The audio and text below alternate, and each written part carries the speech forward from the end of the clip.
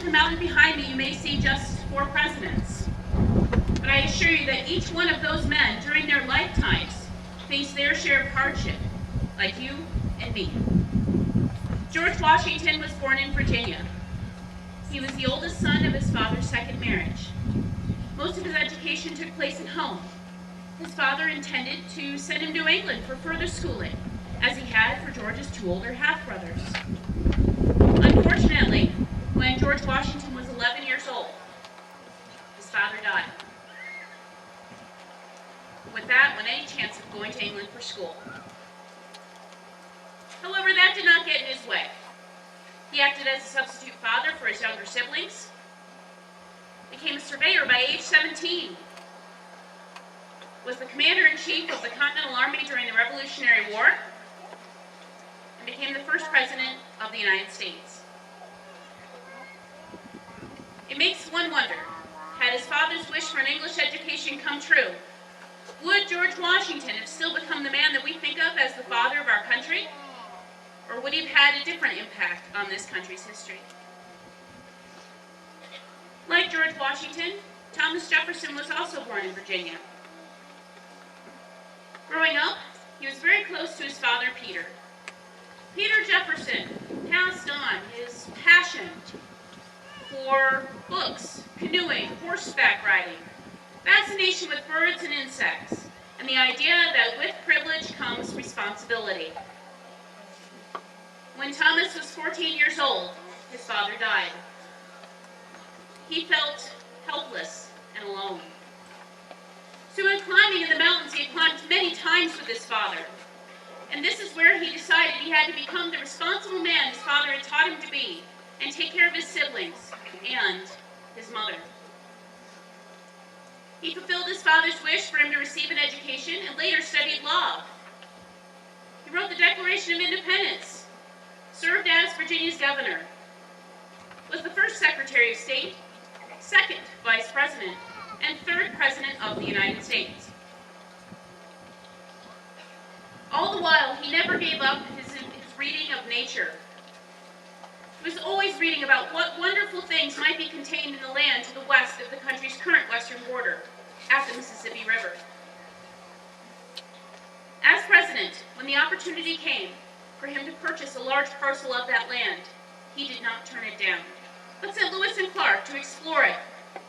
Even though Thomas Jefferson would never see his Louisiana purchase in person, he was fascinated by reports of the land.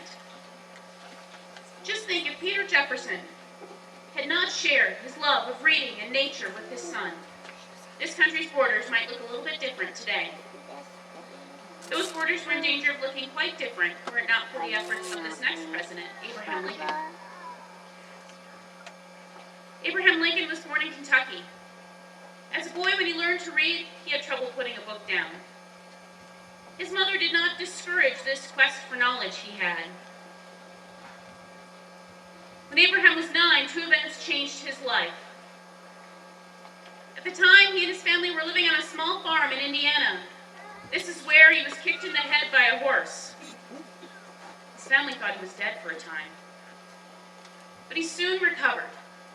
Later that same year, his mother died. Abraham's father remarried about a year later, and Abraham liked this new stepmother very much, and the two became quite close. She encouraged his quest for knowledge and gave him the precious gift of 3 books, something not readily available in their small Indiana town at the time. Even though Abraham Lincoln did not have a lot of formal schooling, he kept reading and educating himself.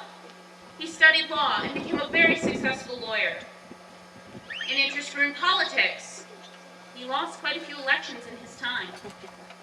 But because after each loss, he would try again, he saw success. This persistence and unwillingness to accept defeat led him to the presidency. Abraham Lincoln was president during one of the most trying times in this country's history, the American Civil War. His willingness to listen to the advice of others and to seek advice in books helped him to keep this country together during that difficult time. It makes you wonder, Had his stepmother not encouraged this quest for knowledge he had, would Abraham Lincoln have followed a different life path instead of the one he did? Another man who had quite a thirst for knowledge was Theodore Roosevelt. Theodore Roosevelt was born in New York. As a boy, he was very sickly. His father would walk the halls with him of their house at night, trying in some way to relieve his son's many asthma attacks. Because of these attacks, Theodore missed quite a bit of schooling. But his father hired tutors so he could still prepare for college. His father encouraged his children to think beyond themselves to what others might need. He took them to the many social reform organizations he was involved with, often enlisting their help with dinners and such for unfortunate children in New York City. Theodore Sr. was always there to offer advice to his children. After an incident where Theodore was the chosen victim of some stronger boys his age, father and son had a talk about the future. His father told him, "You have the mind, but not the body. You must make your body." This is when the future president decided that he had to strengthen his body to match his mind. His father encouraged him to seek the outdoors and helped him sign up for boxing lessons. These helped his health improve. And Theodore was able to go on and attend Harvard. But in his junior year there, his father died. Despite this great loss, and with encouragement from his family, he was able to go on and graduate from Harvard. This marked the start of his life in public service, where he made his way all the way up to the vice presidency, and due to the assassination of President McKinley, Theodore became president himself. During his time of public service, he never forgot what his father had taught him about thinking beyond himself. He worked to end abuses of power in both business and government, so that the ordinary person would have a chance in this great country of ours. Had his father been a different type of man, who knows, his son Theodore would have still become the man that we know him as today. Looking at these four men's lives, we can see that they were not only presidents, but human beings who had experienced hardship. Instead of letting that loss defeat them, they pushed forward, all the while not forgetting about the past, but using it as a motivation toward the future.